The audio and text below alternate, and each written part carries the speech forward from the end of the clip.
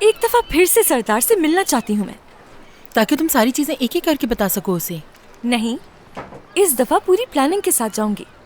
गर्मियाँ खत्म होने से पहले ही शादी के लिए प्रपोज कर देगा वो।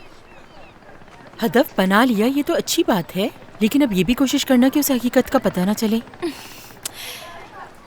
गलती नहीं होगी अब कोई, बता रही हूँ। ध्यान से बात सुनो, अगर कोई लड़का 3 महीनों में आपको शादी के लिए प्रपोज नहीं करता, इसका मतलब वो आपके साथ संजीदा है ही नहीं। अगर सरदार ने 3 महीनों में मुझसे शादी का फैसला नहीं किया तो मैं खुद ही छोड़ दूंगी उसे। 3 महीने? नहीं, ऐसा नहीं हो सकता। अभी तो असल खबर सुनाई ही नहीं है मैंने। सुनैर की मंगनी हो गई है। क्या? हाँ, 3 महीने पहले ही तो तुम लोगों का रिश्ता खत्म हुआ था, तो उसकी मंगनी कब हुई? कह रही हूँ ना, 3 महीने। वैसे सही कह रही है। जब मैं एहसान के साथ थी तो उसने मुझे 2 महीनों में ही प्रपोज कर दिया था। काश उसे इनकार कर देती मैं। जलील, अब इसकी ये बात क्यों याद दिला दी तुमने मुझे? लेकिन मैं और लेवैन तो 1 साल से साथ हैं। उसकी अभी तक शादी करने की कोई नियत नहीं है मुझसे। चलो शादी को तो छोड़ो, कम से कम अपनी बेटी को तो हमारे बारे में बता सकता है ना वो। तुम्हारी सूरत हाल जरा मुख्तलिफ है। मुख्तलिफ से क्या मतलब? लेवेंट एक नाकामयाब शादी से गुजर रहा है और तो और उसकी बेटी भी है, तो इसीलिए उसके लिए फैसला करना मुश्किल है। मुझे ही देख लो, शादी तो दूर की बात है, ताल्लुकात भी नहीं बनाना चाहती मैं तो। पता नहीं मैं किस मिट्टी से बनी हूँ। हाँ ना, इसकी किसी चीज का कोई असर नहीं होता तुम पे। तुम्हारा अभी अभी रिश्ता खत्म हुआ है। हो सकता है तुम अपनी जगह ठीक हो, मगर जानती हो मेरा सबसे बड़ा ख्वाब क्या था? कि कम से कम 3 बच्चे हों। 3 बच्चे हों, एक खूबसूरत सी फैमिली, 3 बच्चे और बड़ा घर। उस फैमिली में कोई परेशानी ना हो, सब मिलकर साथ रहें बस। जो गुजर गया अब उसे याद करने का क्या फायदा, लेकिन जो करने जा रही हूँ उसके लिए तुम दोनों की मदद चाहिए मुझे। मैं तुम्हारे साथ हूँ मेरी जान।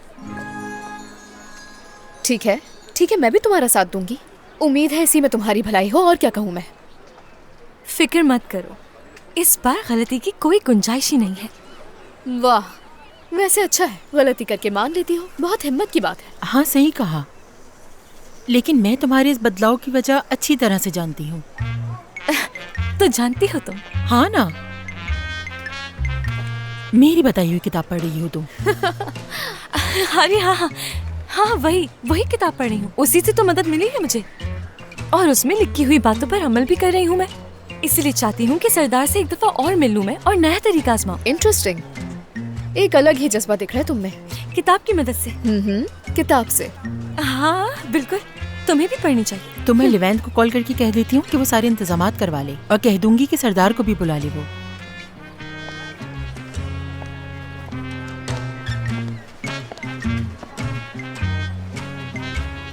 हेलो लेवैन।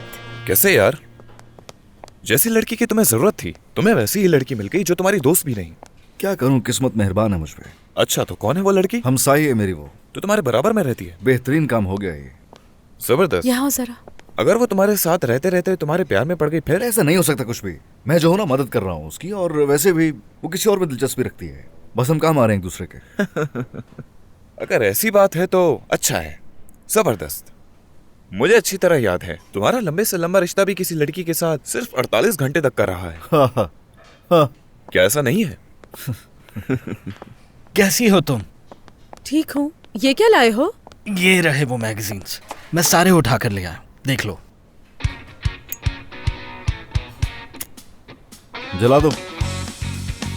जला दो? मेरी नजरों से दूर ले जाओ, बाहर ले जाओ इसे। बल्कि एक काम करो, वहाँ किचन में ले जाके। किचन में ले किचन जाओ। अभी साफ किया है हम लोगों ने, प्लीज वहाँ ऐसा कुछ मत करना। वहाँ हर तरफ तेल ही हाँ, फैला बिल्कुल। होता है।